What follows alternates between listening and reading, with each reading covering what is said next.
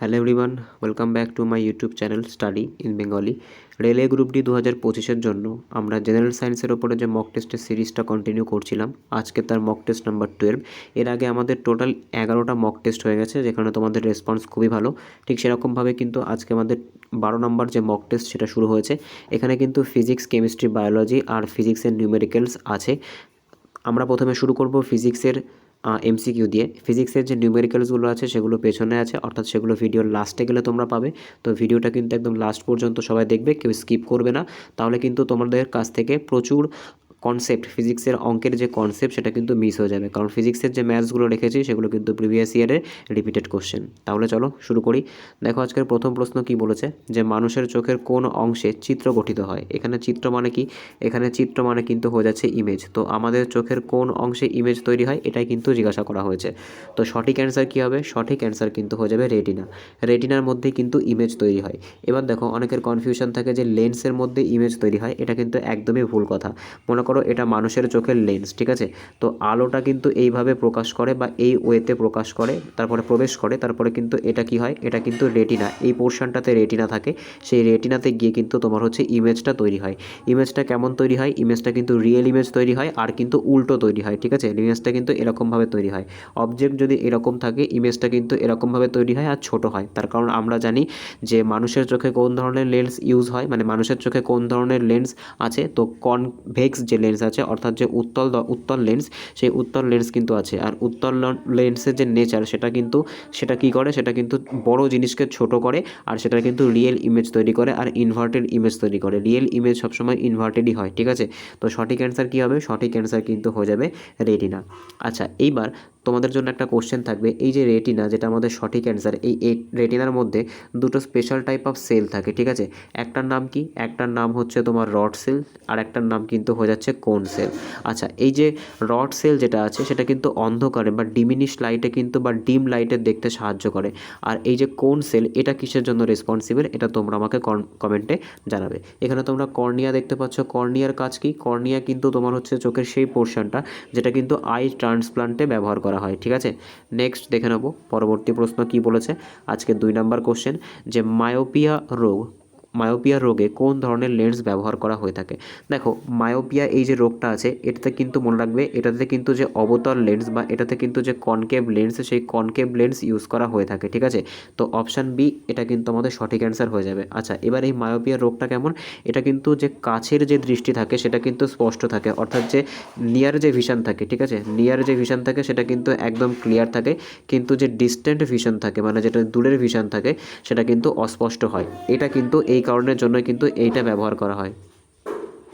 তো মায়োপিয়ার জন্য কিন্তু আমাদের এই যে অবতল লেন্স, সেই অবতল লেন্স ব্যবহার করা হয়ে থাকে, ঠিক আছে। এবার দেখো এই অবতল লেন্সের কিন্তু একটা স্পেশাল ফিচার আছে, ঠিক আছে। সবার প্রথম তো অবতল লেন্স লিখলাম, মানে অবতল লেন্সের কিন্তু একটা স্পেশাল ফিচার আছে, এটা কিন্তু ইমাজিনারি, ঠিক আছে। এটা কিন্তু তোমার হচ্ছে ইমাজিনারি, বা তোমার হচ্ছে আমরা বলতে পারি যে অবাস্তব যে প্রতিবিম্ব সেটা কিন্তু তৈরি করে থাকে, ঠিক আছে, এই অবতল লেন্সের ক্ষেত্রে। আচ্ছা, এই অবতল লেন্স কী করে, অবতল লেন্স কিন্তু যে রশ্মিগুলো আসে সেটাকে কী করে, সেটাকে কিন্তু ডাইভার্জ করে দেয়, অর্থাৎ সেটাকে কিন্তু চারিদিকে ছড়িয়ে দেয়, ঠিক আছে। এই কারণের জন্যই কিন্তু ডিস্টেন্স দেখার জন্য আমাদের এই ধরনের লেন্স ব্যবহার করা হয়ে থাকে। আচ্ছা, এই অবতল লেন্স বা সবসময় কেমন ধরনের তোমার হচ্ছে ফোকাল দৈর্ঘ্য বিশিষ্ট হয়ে থাকে, তো মনে রাখবে অবতল লেন্স কিন্তু অলওয়েজ নেগেটিভ ফোকাল লেন্থ বিশিষ্ট হয়ে থাকে, ঠিক আছে। আচ্ছা, এবার যখন মায়োপিয়ার কথা বললাম, ঠিক এই রোগটার কিন্তু একটা উল্টো রোগ আছে, সেটাকে কি বলা হয়, সেটাকে কিন্তু বলা হয় হাইপারমেট্রোপিয়া, ঠিক আছে। এখানে আমি লিখছি, সেটাকে কিন্তু বলা হয় হাইপারমেট্রোপিয়া। আর এই হাইপারমেট্রোপিয়া যে রোগটা আছে, এটা কোন রোগের চিকিৎসায় ব্যবহার করা হয়, তো মনে রাখবে এটা কিন্তু মানে এটা তোমার এই হাইপারমেট্রোপিয়াতে কোন ধরনের লেন্স ইউজ করা হয়, সেক্ষেত্রে কিন্তু উত্তল লেন্স ব্যবহার করা হয়ে থাকে। নেক্সট দেখব পরবর্তী প্রশ্ন কি বলেছে, আজকে 3 নম্বর প্রশ্ন, যে উত্তল দর্পণে সর্বদা কী রূপ প্রতিবিম্ব গঠিত হয়। দেখো এক্ষেত্রে কিন্তু তোমার হচ্ছে উত্তল দর্পণ বলেছে, ঠিক আছে। তো দর্পণের ক্ষেত্রে কিন্তু এক রকমের কেস হয়, আর তোমার হচ্ছে যে লেন্স, সেই লেন্সের ক্ষেত্রে কিন্তু এক রকমের কেস হয়।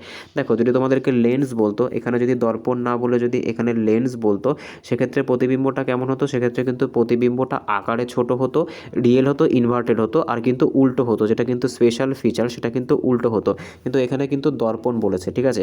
তো দর্পণের ক্ষেত্রে কী হবে, দর্পণের ক্ষেত্রে কিন্তু আমরা দেখতে পাচ্ছি যে দর্পণের ক্ষেত্রে কিন্তু যে প্রতিবিম্বটা আছে সেটা কিন্তু বাস্তব হবে, সোজা হবে এবং ছোট হবে। গাড়ির যে ভিউ ফাইন্ডার থাকে, অর্থাৎ তুমি যে পেছনে দেখার জন্য যে মিরারটা ইউজ করে থাকো সেই মিরারে কিন্তু তোমার হচ্ছে উত্তল দর্পণই ব্যবহার করা হয়ে থাকে, যেটার কিন্তু যে ইমেজ হয় সেটা কিন্তু বাস্তব হয়, সোজা হয় এবং ছোট হয়ে থাকে। সেটা কিন্তু পেছন দিকের যে পুরো পরিবেশটাকে কী করে, পেছন দিকের পুরো পরিবেশটাকে কিন্তু ওই ছোট্ট একটা কাচের মধ্যে সম্পূর্ণ নিয়ে আসে, ঠিক আছে। নেক্সট দেখে নেব পরবর্তী প্রশ্ন কী বলেছে। দেখো এখানে আরেকটা অপশান তোমরা দেখতে পাচ্ছ, কাল্পনিক ও বড়। এটা কোন ক্ষেত্রে হয়ে থাকে তোমাদের রাখবে, কাল্পনিক ও বড় এটা কিন্তু তোমার হচ্ছে যে আমাদের অবতল লেন্স আছে সেই অবতল লেন্সের ক্ষেত্রে, অবতল লেন্স নয় সরি, অবতল দর্পণের ক্ষেত্রে কিন্তু হয়ে থাকে। এগুলো কিন্তু খুবই তোমার হচ্ছে খুবই কনফিউজিং ব্যাপার। তো এটা কিন্তু তোমাদের খুব ভালো করে আত্মস্থ করতে হবে, তার জন্য কিন্তু ক্লাসগুলোকে রেগুলার ফলো করতে হবে। নেক্সট দেখব আজকে 4 নাম্বার কোশ্চেন কী বলেছে, যে শব্দের তরঙ্গের প্রকৃতি কীরূপ হয়ে থাকে, মানে শব্দ কেমন ধরনের তরঙ্গযুক্ত হয়ে থাকে, অনুদৈর্ঘ্য তরঙ্গ, অনুবর্তী তরঙ্গ, তড়িৎচুম্বকীয় তরঙ্গ নাকি স্থায়ী তরঙ্গ।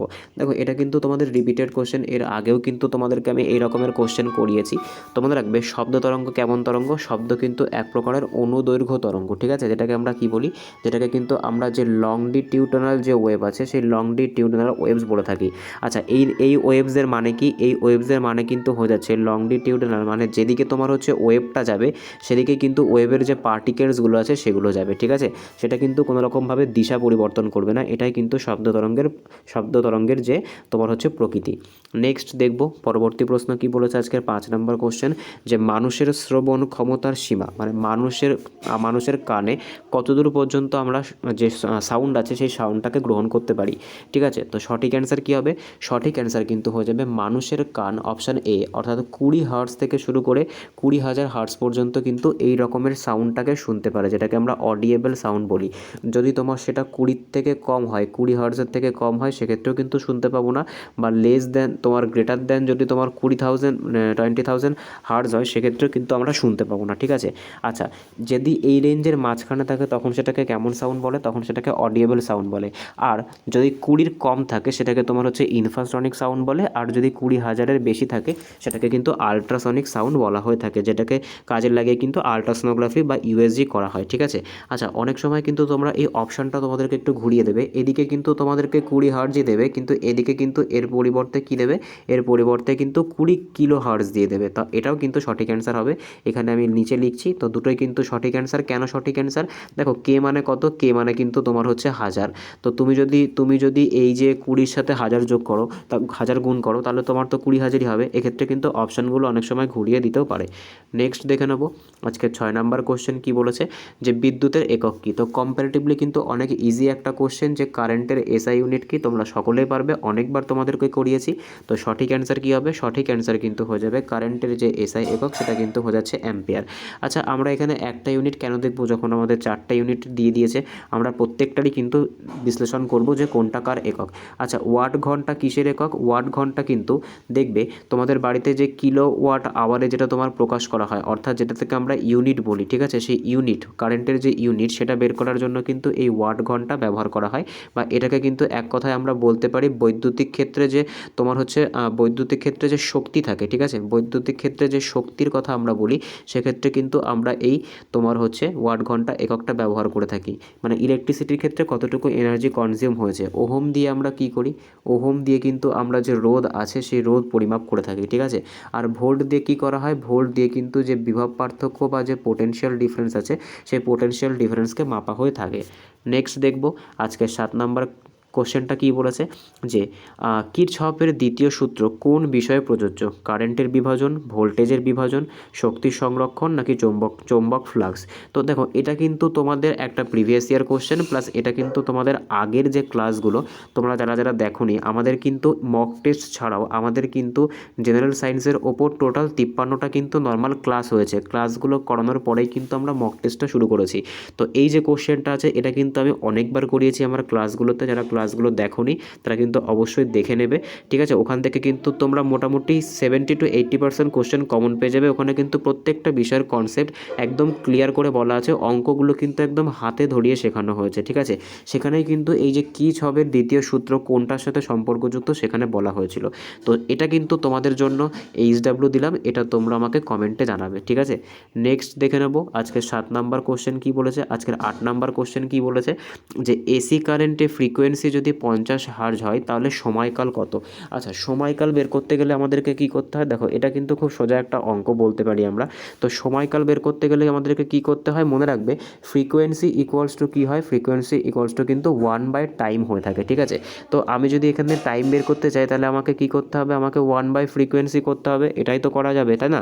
যদি ফ্রিকোয়েন্সি ইকুয়ালস টু 1/টাইম হয় তাহলে টাইম ইকুয়ালস টু কী হবে, টাইম ইকুয়ালস টু 1/ফ্রিকোয়েন্সি হবে। জাস্ট ডেটাটাকে পুট করে দাও।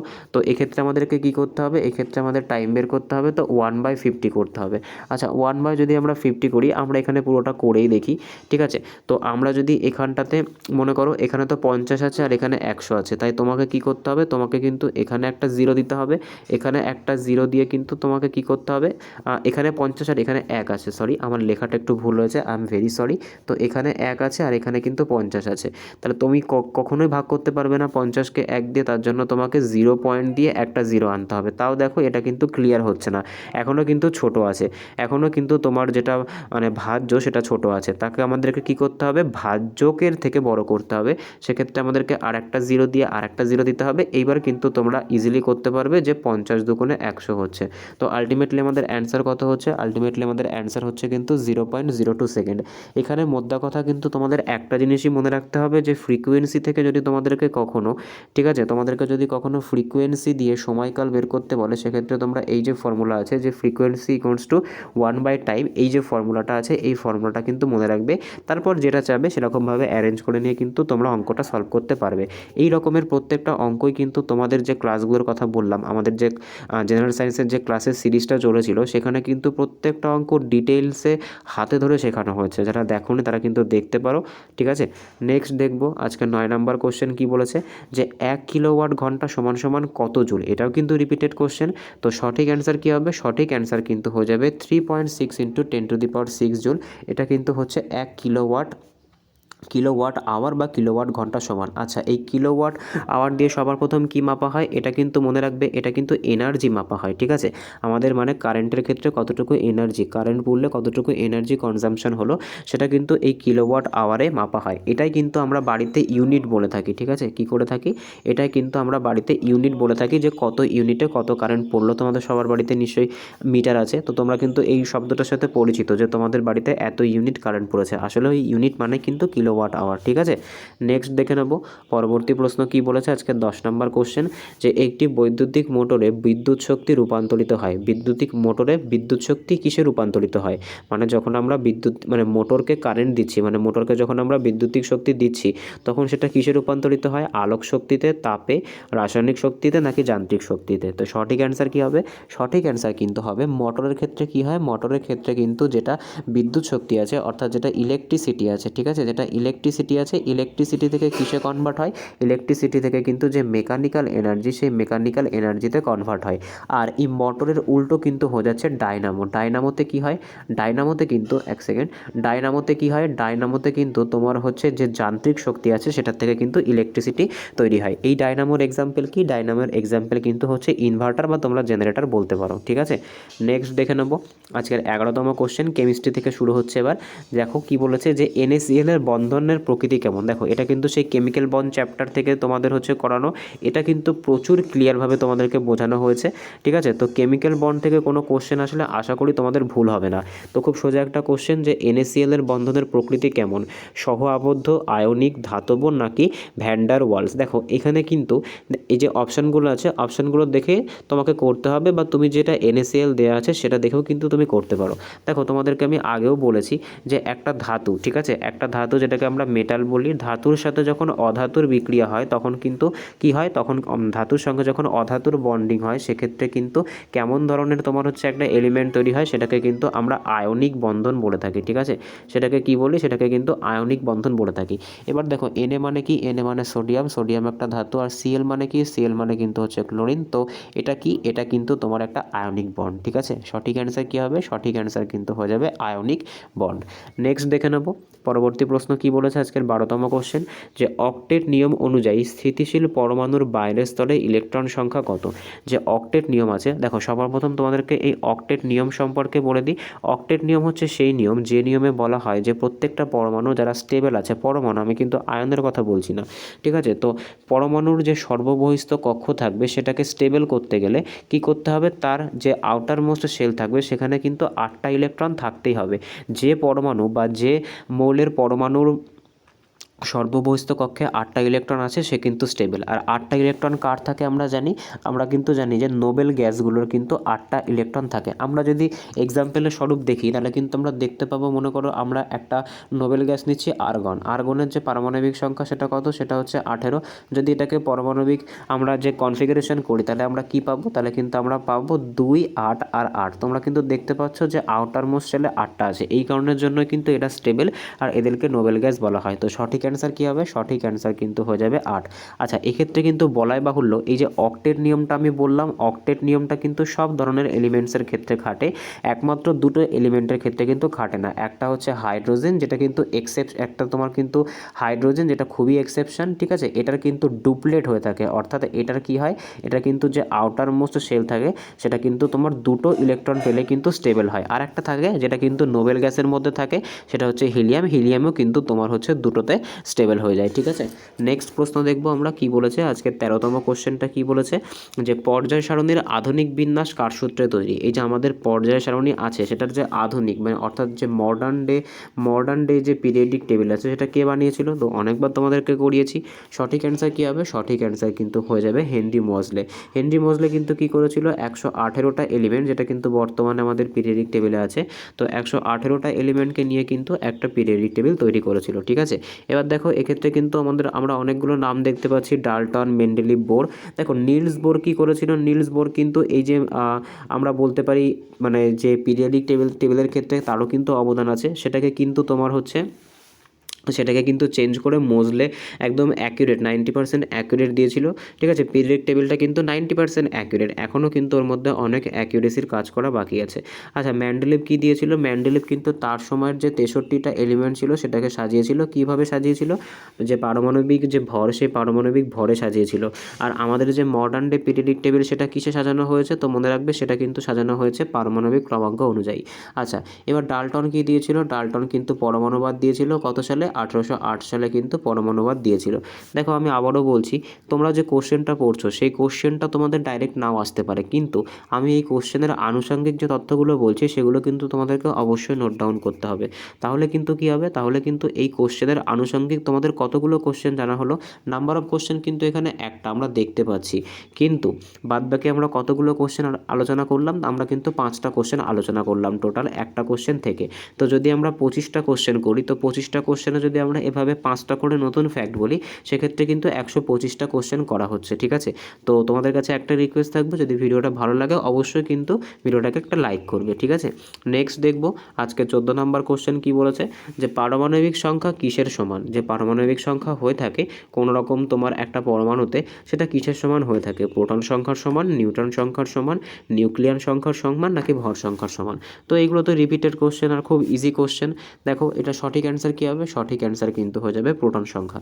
আমি আবারও বলছি, যারা তোমরা মনে করছো যাদের কাছে এই কোশ্চেনগুলো খুব কঠিন মনে হচ্ছে, তোমরা কিন্তু আমার যে 53টা ক্লাসের যে সিরিজটা চালিয়েছিলাম জেনারেল সায়েন্সের ওপর, ওটা দেখো, ওটাতে কিন্তু একদম হাতে ধরিয়ে বেসিক থেকে কিন্তু তোমাদেরকে একদম অ্যাডভান্স লেভেল পর্যন্ত করানো হয়েছে। ঠিক আছে, নেক্সট প্রশ্ন দেখবো আমরা আজকের 15 নম্বর কোশ্চেন কি বলেছে, যে ক্লোরিন কোন গ্রুপে আছে। দেখো এক্ষেত্রে কিন্তু তোমাদেরকে আমি সবসময় সাজেস্ট করি যে তোমরা পিরিয়ডিক টেবিলে অন্ততপক্ষে প্রথম 30টা এলিমেন্ট মুখস্থ করে রাখবে। ঠিক আছে, আছে, অনেক সময় কিন্তু কাজে দেয়, ঠিক আছে, যেমন এই কোশ্চেনটার ক্ষেত্রে। তো ক্লোরিন কোন গ্রুপে আছে? দেখো তোমরা যদি জানতে তাহলে কিন্তু তোমরা এটা অ্যান্সার করতে পারতে। আচ্ছা, ক্লোরিনের যে তোমার হচ্ছে অ্যাটমিক নাম্বার সেটা কত? সেই অ্যাটমিক নাম্বার কিন্তু হচ্ছে 17। যদি আমরা ইলেকট্রনিক কনফিগারেশন করি তাহলে আমরা কত পাবো? তাহলে কিন্তু আমরা পাবো হচ্ছে 2, 8, 7। আচ্ছা, এই কনফিগারেশন করলে আমরা দেখতে পাচ্ছি কি যে ক্লোরিন কত নাম্বার গ্রুপে আছে? ক্লোরিন কিন্তু তোমার হচ্ছে মানে ক্লোরিনের মোট কতগুলো পিরিয়ড আছে? দেখো এটা কিন্তু 3টে ভাগে বিভক্ত, 3টে কিন্তু এর শেল আছে, তাই এটা কিন্তু থার্ড পর্যায়ে আছে, এটা কিন্তু থার্ড পর্যায়ে আছে। আর এটা কিন্তু তোমার হচ্ছে দেখো এখানে 7 আছে না, এক্ষেত্রে কিন্তু তোমাকে 7কে কী ধরে নিতে হবে? আমরা জানি যে পরমাণুর যে 3 থেকে 12 নম্বর যে পর্যন্ত যে ইয়েটা থাকে সেটা কেমন হয়ে থাকে? সেটা কিন্তু তোমার ব্ল্যাঙ্ক, মানে সেটা কিন্তু সেখানে ট্রানজিশনাল এলিমেন্টগুলো থাকে, সেই ট্রানজিশনাল এলিমেন্টগুলোর জন্য কিন্তু আমরা ওটাকে অ্যাড করতে পারি না। তো এখানে 7 আছে মানে আমাদেরকে কত ধরতে হবে? আমাদেরকে কিন্তু 17 ধরতে হবে। তাই এটা কত নম্বর গ্রুপে আছে? এটা কিন্তু 17 নম্বর গ্রুপে আছে, ঠিক আছে, ক্লোরিন। আর মনে রাখবে ক্লোরিন কিন্তু একটা হ্যালোজেন মৌল। নেক্সট দেখে নেবো আজকে 16তম কোশ্চেন কি বলেছে, যে মানুষের হৃৎপিণ্ডে মোট কতগুলি প্রকোষ্ঠ আছে? তো খুব ইজি একটা কোশ্চেন, এটা তো অনেকবার রিপিটেড হয়েছে, এটা তোমরা আমাকে কমেন্টে জানাবে, এটা তোমাদের জন্য HW থাকবে।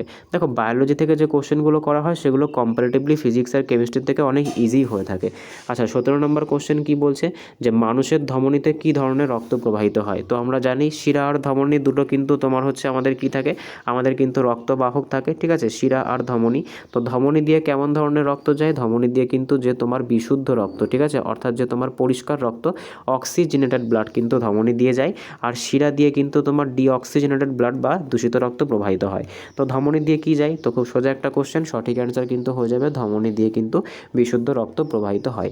নেক্সট দেখে নেবো আজকের 18তম কোশ্চেন কি বলেছে, যে ফটোসিনথেসিসের সময় প্রধানত কোন গ্যাস নির্গত হয়? তো আমি আগেই বলেছি যে বায়োলজি থেকে যে কোশ্চেনগুলো তোমরা পরীক্ষায় দেখতে পাবে সেগুলো কিন্তু কম্পারেটিভলি অনেক ইজি হয় ফিজিক্স, কেমিস্ট্রি আর ফিজিক্সের নিউমেরিক্যালস থেকে, ঠিক আছে। তো সঠিক অ্যান্সার কী হবে? আমরা সকলেই জানি অক্সিজেন গ্যাস কিন্তু নির্গত হয়ে থাকে। নেক্সট দেখে নেবো আজকের 19তম কোশ্চেন, ক্লোরোফিল প্রধানত কোন রশ্মিকে শোষণ করে? দেখো ক্লোরোফিল প্রধানত কোন রশ্মিকে শোষণ করে? তো সঠিক অ্যান্সার কী হবে? আমরা জানি যে ক্লোরোফিল কিন্তু সবুজ আলোকে শোষণ করে, কিন্তু মডার্ন সায়েন্স কী বলছে? আমাদের অ্যাকর্ডিং টু কোশ্চেনটা কিন্তু অ্যান্সার হবে সবুজ, কিন্তু মডার্ন সায়েন্স কিন্তু বলছে ক্লোরোফিল সবথেকে বেশি যে আলোকে শোষণ করে সেটা কিন্তু লাল আলোকে শোষণ করে, ঠিক আছে। নেক্সট দেখব পরবর্তী প্রশ্ন কি বলেছে আজকের 20তম কোশ্চেন, যে মানুষের কোন রক্তনালীতে অক্সিজেনবিহীন রক্ত থাকে? ঠিক আছে, কোন রক্তনালীতে অক্সিজেনবিহীন রক্ত থাকে? দেখো একটু আগে তোমাদেরকে আমি বলেছি যে শিরার মধ্যে কি থাকে? শিরার মধ্যে কিন্তু ডিঅক্সিজেনেটেড বা অক্সিজেনবিহীন রক্ত থাকে, কিন্তু অ্যাকর্ডিং টু অপশানে কিন্তু তোমরা শিরা কোনটা, ভেন কোন, মানে আর্টারি কোনটা সেটা বুঝতে পারছো অপশানটা দেখে, কিন্তু তোমরা কিন্তু একটা এক্সেপশন জানো না, ঠিক আছে। এক্সেপশনটা কি? দেখো আমি বলেছি শিরা দিয়ে কি হয়? শিরা দিয়ে ডিঅক্সিজেনেটেড ব্লাড যায়, কিন্তু একমাত্র একটা এক্সেপশন আছে, সেটা কিন্তু কি? সেটা হচ্ছে পালমোনারি ভেইন, যেটার মধ্যে দিয়ে কিন্তু তোমার হচ্ছে অক্সিজেনেটেড ব্লাড বা বিশুদ্ধ রক্ত যায়। আর ঠিক সেরকম করে আর্টারি, যে একটা আর্টারিরও কিন্তু একটা এক্সেপশন আছে, আমরা জানি আর্টারির মধ্যে দিয়ে কি যায়? আর্টারির মধ্যে দিয়ে কিন্তু তোমার হচ্ছে বিশুদ্ধ রক্ত যায়, কিন্তু একটা আর্টারি আছে তার মধ্যে দিয়ে কিন্তু অবিশুদ্ধ রক্ত যায়, সেটাকে কি বলে? সেটাকে কিন্তু তোমার বলে হচ্ছে পালমোনারি আর্টারি, ঠিক আছে। এই পালমোনারি আর্টারি কিন্তু সঠিক অ্যান্সার হবে। এটা আর্টারি হওয়ার সত্ত্বেও কিন্তু এটা অক্সিজেনবিহীন রক্ত পরিবহন করে থাকে। দেখো আমি আবারও বলছি, এই রকমের কনসেপ্ট কিন্তু তোমরা একমাত্র বাংলা সোজা একদম বাংলা পাতি ভাষায় কিন্তু আমার চ্যানেলেই পাবে। তো যারা যারা সাবস্ক্রাইব করোনি চ্যানেলটাকে এখনও পর্যন্ত অবশ্যই সাবস্ক্রাইব করে দিও, ঠিক আছে, বন্ধুদের সাথে শেয়ার করে দিও, যাতে তোমাদের সঙ্গে সঙ্গে তোমাদের বন্ধুদেরও কিন্তু প্রিপারেশনটা ঠিকঠাক চলে। আর রেগুলার কিন্তু ক্লাসগুলোকে ফলো করো, আর যতটা সম্ভব বন্ধুদের সঙ্গে শেয়ার করো। নেক্সট দেখবো আজকের 21তম কোশ্চেন কি বলেছে, দেখো ফিজিক্সের নিউমেরিক্যাল থেকে দিয়েছে, আমরা নিউমেরিক্যালগুলো প্র্যাকটিস করবো এবার। যে একটি 10 অ্যাম্পিয়ার রোধের মধ্যে 2 অ্যাম্পিয়ার কারেন্ট যদি 5 মিনিট ধরে চলে তাহলে কত তাপ উৎপন্ন হবে? ঠিক আছে, এটা কিন্তু আমাদের কোশ্চেন। দেখো সবার প্রথমে তোমাদেরকে আমি বলি, এটা কিন্তু সেই তাপীয় প্রভাব থেকে কোশ্চেনটা দিয়েছে। এর ফর্মুলা কি ছিল? এর ফর্মুলা কিন্তু ছিল H=I²RT, যেখানে আমাদের টিকে কী হিসাবে ব্যবহার করতে হতো? টিকে কিন্তু আমাদেরকে সেকেন্ড হিসেবে ব্যবহার করতে হতো, ঠিক আছে। মিনিটে কিন্তু করলে হবে না, সেকেন্ডে কনভার্ট করে নিতে হবে। তো 5 মিনিটকে যদি সেকেন্ডে কনভার্ট করতে হয় তাহলে কি করতে হবে? তাহলে কিন্তু আমাদেরকে 60 দিয়ে গুণ করতে হবে। তো কত পাচ্ছি? এক্ষেত্রে কিন্তু 300 সেকেন্ড পাচ্ছি। ডেটাটাকে মনে রাখতে হবে, আমরা নিচে ইউজ করব। আচ্ছা, এবার এইচ বের করতে হবে। এবার এখানে আই স্কোয়ার কত, আই মানে কি, আই মানে হচ্ছে কতটুকু কারেন্ট গেছে। তো আই কত আছে, আই কিন্তু এখানে 2 আছে, 2কে যদি স্কোয়ার করি, তো এখানে করে দেখাচ্ছি, 2কে স্কোয়ার করলে 4 হবে, যদিও এটা করার প্রয়োজন হয় না। তারপরে কি আছে, তারপরে এক্ষেত্রে রোধ আছে, রোধ কত, রোধ কিন্তু বলেছে 10 ওহম। আর এক্ষেত্রে আমাদের কত বেরিয়েছে, আমাদের যে সময়, সেই সময়টা কত বেরিয়েছে, সময়টা কিন্তু বেরিয়েছে 300 সেকেন্ড। জাস্ট গুণ করে দাও তাহলেই হবে। তো 3 4 12, আর এক্ষেত্রে 12-র পরে 3টে শূন্য বসিয়ে দাও, এত জুল, কারণ তাপকে কিন্তু জুলে প্রকাশ করা হয়ে থাকে, তাই সঠিক অ্যান্সার কিন্তু হয়ে যাবে 12,000 জুল কিন্তু এখানে হিট উৎপন্ন হবে। নেক্সট দেখব আজকের 22তম কোশ্চেন কি বলেছে, যে একটি বাল্বের রেটিং 220 ভোল্ট, অর্থাৎ বাল্বের গায়ে কিন্তু লেখা আছে 220 ভোল্ট, ওটার যে পোটেনশিয়াল ডিফারেন্স ওটা কিন্তু 220 ভোল্ট লাইনের, ঠিক আছে। আর সেটার যে ক্ষমতা যদি 100 ওয়াট হয় তাহলে এর রোধ কত। তো দেখো এক্ষেত্রে কিন্তু একটা ডাইরেক্ট ফর্মুলা আছে, এটা কিন্তু তোমার একটা প্রিভিয়াস ইয়ারের অঙ্ক, আর খুব রিপিটেড, এই অঙ্কটা কিন্তু খুবই আসে। তো দেখো এক্ষেত্রে রোধ বার করার জন্য একটা কিন্তু ডাইরেক্ট ফর্মুলা আছে, সেই ফর্মুলাটা কি, সেটা কিন্তু হচ্ছে ভি স্কোয়ার বাই পি, যেখানে ভি মানে কি তোমরা সকলেই জানো, ভি মানে কিন্তু বিভব পার্থক্য, আর পি মানে কিন্তু পাওয়ার। তো 220কে কী করতে হবে, 220কে কিন্তু তোমাকে স্কোয়ার করতে হবে, ঠিক আছে। আর এক্ষেত্রে তোমাকে নিচে কি রাখতে হবে, নিচে কিন্তু তোমাকে 100 রাখতে হবে। কিছুই না, খুব সোজা একটা অঙ্ক। 220কে যদি স্কোয়ার করি, তোমরা 0টাকে বাদ দাও, 22 স্কোয়ার করলে কত হয়, তোমরা সবাই কিন্তু 1 থেকে 30 পর্যন্ত স্কোয়ার আর 1 থেকে 20 পর্যন্ত কিউব মুখস্থ রাখবে। আমি জানি 22 স্কোয়ার করলে কত হয়, 22 স্কোয়ার করলে কিন্তু 484 হয়। আর একটা 0 আছে, দুটো 0 বসিয়ে দাও, তাহলেই কিন্তু হয়ে গেল, ঠিক আছে। আচ্ছা, নিচে 100 বসিয়ে দাও, এই 0 দিয়ে এই 0 কেটে দাও। তো আলটিমেটলি আমাদের সঠিক অ্যান্সার কত হচ্ছে, রোধ কত হবে, রোধ কিন্তু হয়ে যাবে তোমার হচ্ছে 484 ওহম, ঠিক আছে। এটাই কিন্তু আমাদের সঠিক অ্যান্সার হয়ে যাবে। নেক্সট দেখব আজকে 23তম কোশ্চেন কি বলেছে, যে একটি কাচের প্রিজমের প্রতিসরাঙ্ক যদি 1.5 হয়, যদি আলোর বেগ 3 × 10⁸ মিটার পার সেকেন্ড হয়, তাহলে তবে কাছে আলোর বেগ কত। দেখো প্রতিসরাঙ্ক বের করতে দিয়েছে, প্রতিসরাঙ্ক বের করতে গেলে কি করতে হয়, আলোর নিরিখে, ঠিক আছে, আলোর নিরিখে আমাদেরকে কি করতে হয়, যেটা আমাদেরকে যে মিডিয়ামটা দিয়েছে সেই মিডিয়ামটাকে কিন্তু তোমার হচ্ছে জাস্ট ডিভাইড করে দিলেই হয়ে যায়। তো দেখো এক্ষেত্রে আমাদের কত দিয়েছে, এক্ষেত্রে প্রথমে কি করতে হবে, আমরা প্রতিসরাঙ্ককে এখানে আর লিখছি, ঠিক আছে। আর এক্ষেত্রে আমাদেরকে কি করতে হবে, আলোর যে গতিবেগ, আলোর গতিবেগকে সি লেখা হয়, ঠিক আছে। তো সি বাই কি করতে হবে, প্রিজমের জন্য মনে করো আমরা পি লিখলাম, সি বাই পি করলাম। তো এবার জাস্ট দেখো, অনেকে তোমরা এই রকমের কাটাকুটিগুলো করতে পারো না, এগুলো কিন্তু খুবই সোজা হয়। দেখো তো আলোর গতিবেগ জন্য কি করতে হবে, আলোকে বসাই, আলো কত বলেছে 3 × 10⁸ মিটার পার সেকেন্ড, আর নিচে কত বলেছে, নিচে বলেছে 1.5। এই যে 10⁸, এটা নিয়ে মাথা ঘামানোর কোনো প্রয়োজন নেই। এই 1.5 দিয়ে এই 3কে কাটো, কত হচ্ছে 2। তো আলটিমেটলি আমাদের প্রতিসরাঙ্ক কত বেরোচ্ছে, প্রতিসরাঙ্ক কিন্তু বেরোচ্ছে 2 × 10⁸ মিটার পার সেকেন্ড। এটা কিন্তু তোমার বেরিয়ে যাচ্ছে আমাদের যে তোমার আলোর বেগ কাচে কিন্তু বেরিয়ে যাচ্ছে, ঠিক আছে। কাচের মধ্যে আলোর বেগ বের করতে দিয়েছিল আমাদেরকে, এই যে এভাবে বের করলাম, কোনো কঠিন ব্যাপার এর মধ্যে কিন্তু কিছুই নেই। জাস্ট তোমরা অনেকে কিন্তু এই 10⁸ দেখে ভয় পেয়ে যাও, তো এটা দেখে ভয় পাওয়ার কিছু নেই। নেক্সট দেখবো আজকে 24তম কোশ্চেন কি বলেছে। দেখো 24তম কোশ্চেনে কি বলেছে, যে একটা 1.5 মিটার দৈর্ঘ্যের তারের শব্দের মৌলিক কম্পাঙ্ক কত, যদি শব্দের বেগ 300, যদি শব্দের বেগ কত হয়, শব্দের বেগ 300 মিটার পার সেকেন্ড হয়। দেখো এই যে মৌলিক কম্পাঙ্ক বের করা বা ফ্রিকোয়েন্সি বের করা, এটাও কিন্তু তোমাদেরকে শিখিয়েছি, ঠিক আছে। তো এটা কিন্তু আমি করব না, একটা নিউমেরিক্যাল তোমাদেরকে হোমওয়ার্ক দিচ্ছি, এটা কিন্তু তোমরা আমাকে কমেন্টে জানাবে, ঠিক আছে। অবশ্যই কিন্তু তোমরা কমেন্টে জানাবে, তোমরা কিন্তু অনেকে কমেন্টে জানাতে চাও না, কিন্তু অবশ্যই কমেন্টে জানাবে। কমেন্টে জানালেই তো তোমরা বুঝতে পারবে যে অন্যজনের সাথে তোমাদের কম্পিটিশন কতটা এগিয়ে আছে বা তোমাদের প্রিপারেশন কতটা এগিয়ে আছে। অবশ্যই কিন্তু কমেন্টে জানাবে, ঠিক আছে। নেক্সট দেখবো আজকের 25তম কোশ্চেন কি বলেছে। দেখো এই যে কোশ্চেনটা আছে, এটা কিন্তু খুব একটা ইম্পর্টেন্ট কোশ্চেন, এই অঙ্কটা কিন্তু তোমাদেরকে আমি আগের দিনই শিখিয়েছি, ঠিক আছে। দেখো এক্ষেত্রে কি বলেছে, এক্ষেত্রে কিন্তু তোমরা এটাকে জল ধরবে, ঠিক আছে। দেখো কি বলেছে, যে 2 কেজি জলকে 25 ডিগ্রি থেকে 75 ডিগ্রি সেন্টিগ্রেড তাপ দিলে কত ক্যালোরি তাপ প্রয়োজন হবে। দেখো এক্ষেত্রে কিন্তু আগের দিনকে তোমাদেরকে আমি একটা ফর্মুলা বলেছিলাম, ফর্মুলাটা কি বলেছিলাম, যে মাস ইন্টু তোমার হচ্ছে যে স্পেসিফিক হিট যেটা, ঠিক আছে, সেটাকে কিন্তু সি ধরা হয়েছিল, এটাকে সি ধরো। তো mass into specific heat into এই যে ডিফারেন্সটা আছে, এই ডিফারেন্সটাকে কিন্তু তোমাদেরকে জাস্ট মাল্টিপ্লাই করে দিতে হবে। আর একটা জিনিস করতে হবে, সেটা কি, দেখো এটা তো 2 কেজিতে আছে, এটাকে কিন্তু তোমার হচ্ছে কেজিতে রাখলেই হবে অনেক মানে এটা এখানে কেজিতে আছে, কোনো রকম অসুবিধা নেই। কিন্তু যদি কখনো মনে করো তোমার হচ্ছে এটা মিটারে থাকে, ঠিক আছে, বা এটা তোমার হচ্ছে গ্রামে থাকে, সেক্ষেত্রে কিন্তু তোমাকে কিলোমিটার তো হবে না, সরি, এটা কিলোমিটার বলাটা ভুল হয়ে যাচ্ছে। তোমার হচ্ছে এটা তো তোমরা দেখতে পাচ্ছ কেজিতে আছে, এটা যদি কখনো গ্রাম থাকে তাহলে কিন্তু সেক্ষেত্রে অলওয়েজ এটাকে কিলোতে কনভার্ট করে নিতে হবে, ঠিক আছে। তো কিলোতে যদি কনভার্ট করে নিই তাহলে দেখো এক্ষেত্রে কিলো তো দেওয়াই আছে, জাস্ট মাসটাকে এখানে পুট করো। এখানে স্পেসিফিক হিট কত বলেছে, 1 বলেছে, 1 ক্যালোরি বলেছে। আর এখানে ডিফারেন্স কত বলেছে, যদি আমরা 75 থেকে 25কে বাদ দিই তাহলে ডিফারেন্স পাবো 50। তো সঠিক অ্যান্সার কত হচ্ছে, সঠিক অ্যান্সার কিন্তু তোমার হয়ে যাচ্ছে এক্ষেত্রে তোমার 2। এখানে যদি আমরা দেখি তাহলে 100, ঠিক আছে। তো দেখো কত ক্যালোরি প্রয়োজন আছে, এক্ষেত্রে কিন্তু তোমাদের ক্যালোরিতেই চেয়েছে, ঠিক আছে। তো 100 ক্যালোরি কিন্তু আমাদের সঠিক অ্যান্সার হয়ে যাবে, ঠিক আছে। আশা করি বোঝাতে পেরেছি। দেখো এক্ষেত্রে কিন্তু তোমরা আরেকটা জিনিসও করতে পারো। এক্ষেত্রে দেখো, এক্ষেত্রে মনে হচ্ছে একটা জিনিসে একটু মিস্টেক হয়ে গেছে। দেখো এটা কিন্তু ক্যালোরি পার গ্রাম বলেছে, ক্যালোরি পার গ্রাম বলেছে, কিন্তু আমরা তো বের করছি কেজিতে। তাহলে এক্ষেত্রে কিন্তু আমাদেরকে একটা নতুন জিনিস করতে হবে, ঠিক আছে। এটা কিন্তু খেয়াল করা হয়নি। দেখো এইখানেই কিন্তু এইভাবেই কিন্তু অঙ্কটা ভুল যায়, ঠিক আছে। দেখো এক্ষেত্রে সবার প্রথম তোমাদেরকে বলে রাখি, এটা কিন্তু ক্যালোরি পার গ্রাম বলেছে, ঠিক আছে। আর আমরা কিসে বের করছি, আমরা তো কেজিতে বার করছি। তাহলে এক্ষেত্রে কিন্তু কি করতে হবে, এক্ষেত্রে এই যে 2 কেজি আছে, প্রথমে তো ফর্মুলাটা সেম থাকছে, এম ইন্টু সি ইন্টু ডিফারেন্সটা।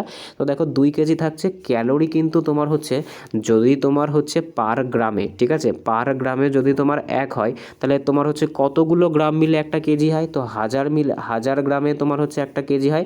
তাই কিন্তু তোমাকে এখানে 1000 ক্যালোরি দিতে হবে। আর এক্ষেত্রে ডিফারেন্স কত, এক্ষেত্রে ডিফারেন্স কিন্তু তোমার হচ্ছে 50। এবার তুমি ক্যালকুলেশন করো, তাহলে কিন্তু তোমার অঙ্কটা ঠিক হবে। তো 5 দুগুণে হচ্ছে 10, আর টোটালে কিন্তু তোমার 10-এর পরে আরও 4টে শূন্য, ঠিক আছে। তো এত ক্যালোরি কিন্তু হয়ে যাবে। বুঝতে পেরেছো কী বললাম? তো আজকে এই অবধি ছিল। যদি ভিডিওটা ভালো লেগে থাকে অবশ্যই চ্যানেলটাকে সাবস্ক্রাইব করো, পাশে থাকা বেল আইকনটিকে প্রেস করে রেখো, যাতে ভিডিও ছাড়লে সবার প্রথম নোটিফিকেশন তোমাদের কাছে পৌঁছায়। এছাড়া চাইলে তোমরা কিন্তু এই যে ক্লাসগুলো আছে এই ক্লাসগুলোতে ভালো স্কোর করতে পারো। মানে যে তোমাদের সিরিজটা চলছে মক টেস্টের, এখানে কিন্তু তোমরা ভালো স্কোর করতে পারো। তার জন্য কিন্তু তোমাদেরকে যে বললাম ডেসক্রিপশানে 53টা জেনারেল সায়েন্সের যে ক্লাসগুলো দেওয়া হয়েছিল সেগুলো কিন্তু একদম থরলি করতে হবে, ঠিক আছে। আর এইরকম কিন্তু প্রত্যেক দিন ক্লাস পাওয়ার জন্য আমাদের চ্যানেলের সাথে যুক্ত থাকবে, ঠিক আছে। দেখা হচ্ছে তাহলে পরের ভিডিওতে, বাই। আর এই যে অঙ্কটা আছে এটা নিয়ে যদি কারোর কোনো কনফিউশন থাকে একটু কমেন্ট আমাকে জানাবে। পরের দিনকে এই অঙ্কটা আমি পরের দিনের যে মক টেস্টের সিরিজটা থাকবে তার মধ্যে ইনসার্ট করে দিয়ে দরকার পড়লে আবার প্রথম থেকে বুঝিয়ে দেবো, ঠিক আছে। আমার কেন জানি না মনে হচ্ছে স্পেসিফিক হিটের ব্যাপারটা তোমরা একটু বুঝতে অসুবিধা হয়েছে, ঠিক আছে। তো এটা তোমরা আমাকে জানিও, আমি পরের দিনকে একদম এই অঙ্কটা প্রথমে রেখেই তোমাদেরকে বুঝিয়ে দিয়ে তারপরে কিন্তু পরের দিনের সেটটা শুরু করব। বা স্পেশাল কিন্তু একটা জাস্ট 2-3 মিনিটের ভিডিওতে কিন্তু এই অঙ্কটাকে কিন্তু তোমার হচ্ছে স্পেসিফিক করে বুঝিয়ে দেবো, ঠিক আছে। তো বাই, দেখা হচ্ছে পরের ভিডিওতে।